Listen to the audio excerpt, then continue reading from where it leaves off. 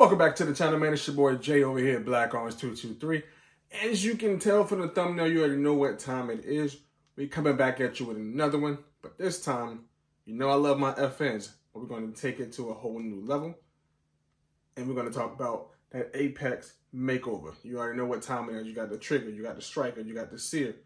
Let's definitely dive in, talk about this a little bit, get my insight, have some fun with this thing.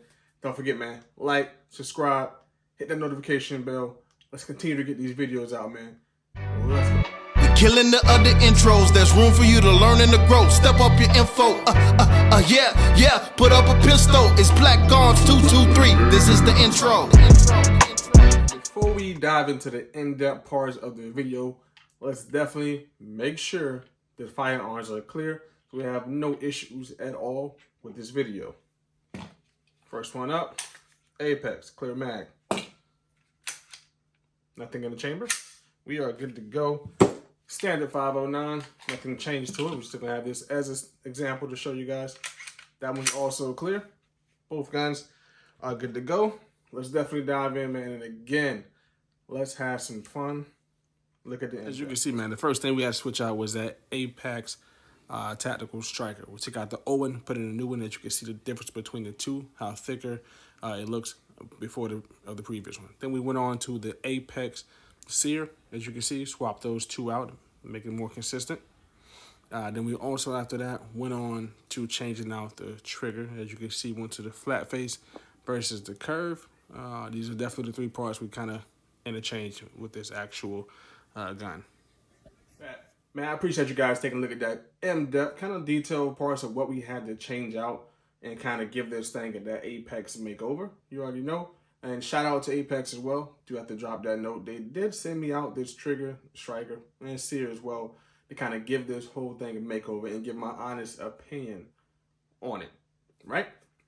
So let's definitely dive in, man, because like I said, I brought over as well my other FM as well, standard, haven't done anything to this one. Just kind of give you guys a comparison of what we're working with here, right?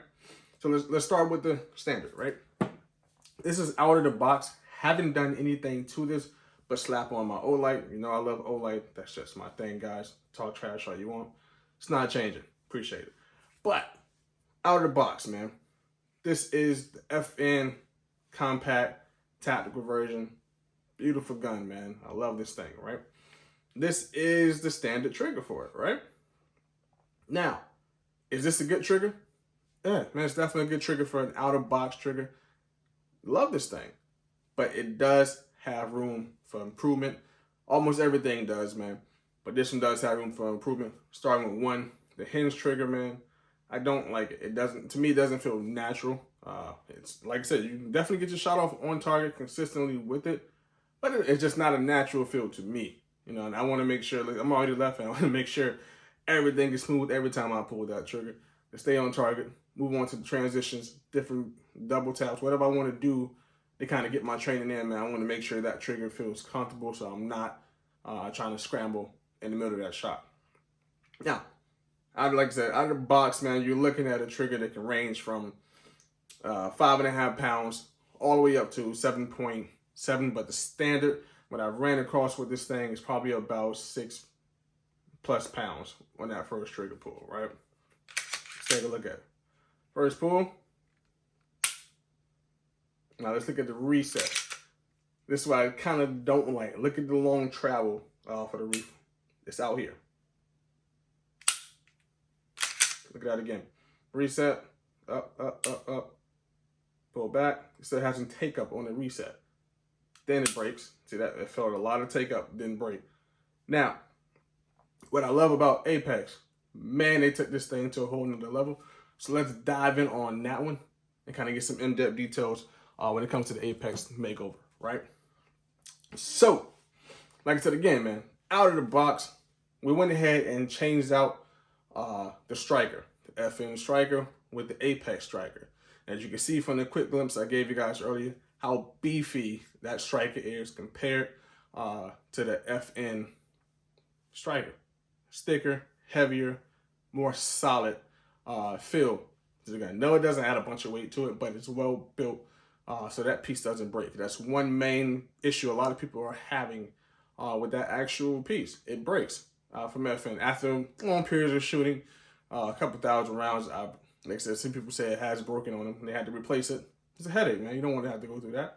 So if you can get a beefier one made by Apex, which is a well-recommended company, can't go wrong with that.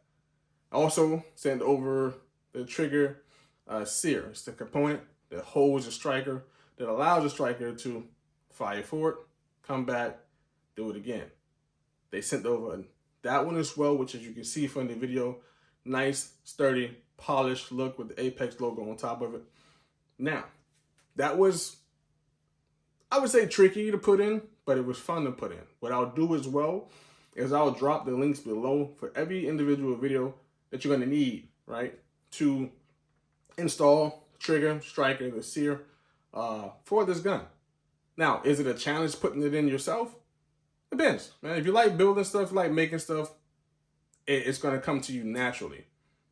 I do recommend, if you do get it, make sure you get the assembly block as well, because you're going to need that assembly block to hold this frame into place, because there's a little pin right here on this side, as you can see, or if you want to look at it from this side, this little pin right here is going to give you a run for your money.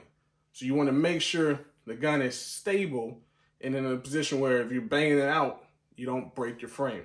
And you always want to go right to left, taking it out, putting it back in, the opposite way. You know, and you're going to be good to go. But let's get definitely to what we came here for, man. This flat face Apex game-changing trigger, right? So if we look at it now, go ahead and rack it. Like I said, you already know it's empty, no problems with that.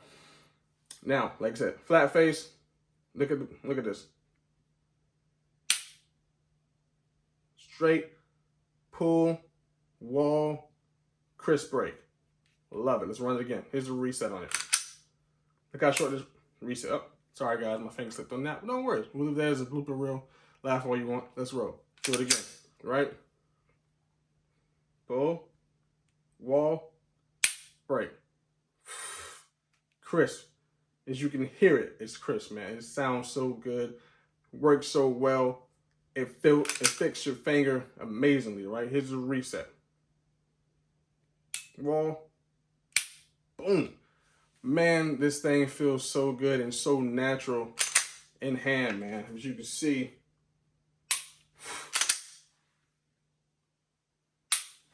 Man, I love this thing. Dry fire has been so much fun so far with this thing. Of course, I'm going to take it out to the range, and I want you guys to stay tuned because we're going to do a full range day with all my FNs, man, so we can have some fun, talk about, especially bring up the Apex and have some fun with that. So, do I recommend, man, the Apex trigger? Hands down. Now, if you want to take this FN to the next level, Apex, man, is definitely the way to go. I appreciate them again sending that out to me, man. But until next time, guys, please don't forget to like, subscribe, hit that notification bell, man. I don't want you guys to miss out on anything that we're going to put out. But till next time, man, give them work, man. Y'all enjoy your night. Let's go.